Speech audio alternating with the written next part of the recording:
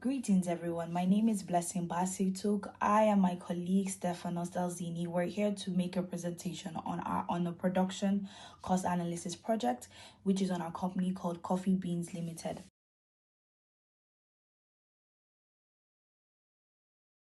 CoffeeBeans Company is a limited liability company that is based in Italy, and we deal with the productions of coffee such as ground coffee, instant coffee, decaffeinated coffee, and we have competitors such as Lavazza, and we are trying to make profit in Italy and based on people that consume coffee. Production mix. I'm going to be starting with ground coffee. Ground coffee is a coffee that is manufactured in Italy, and it's brewed to a certain size to appeal to our customers, and it's mainly used for espressos and so on and so forth. The next one is instant coffees. Instant coffee was made to attract customers who are busy professionals or students that are on the go, and both of these coffees are made in a way that they're sealed in an airtight container.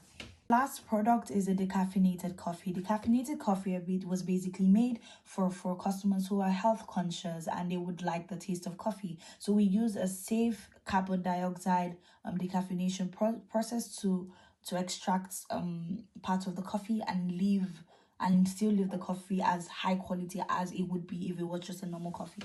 Slide, we're going to be talking about the management of inventory. We use a just-in-time inventory where we're able to reduce the stock expenses while keeping our coffee beans fresh. We also make all of our manufacturing in Italy, such as the grinding, the roasting, the decaffeination of the cafe, the packaging, and the freezing, drying of our instant coffee.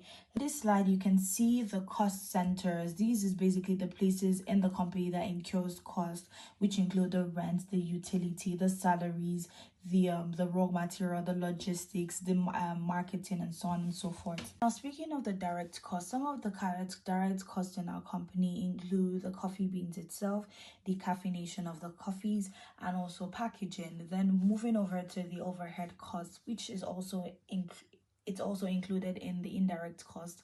This included the depreciation of the machineries used and also the utility bills such as electricity and gas.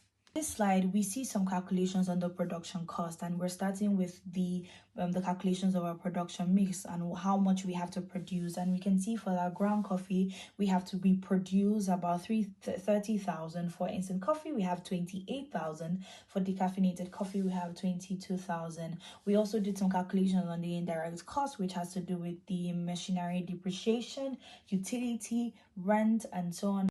So to obtain the total cost, we first applied the cost allocation method, and then we focused on the traditional costing method in order to find the cost of each production and then to find the total cost, which is 797,820.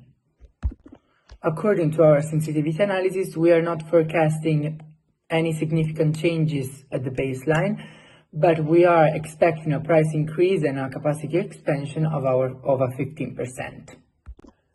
To differentiate our sales strategies, we decided to focus on 3 different channels: the domestic sales, the export markets, and the emerging channels, in order to have a wider opportunity to export and sell our products domestically and worldwide. To compute the break-even point, we started by using the formula fixed cost over selling price per unit minus variable cost.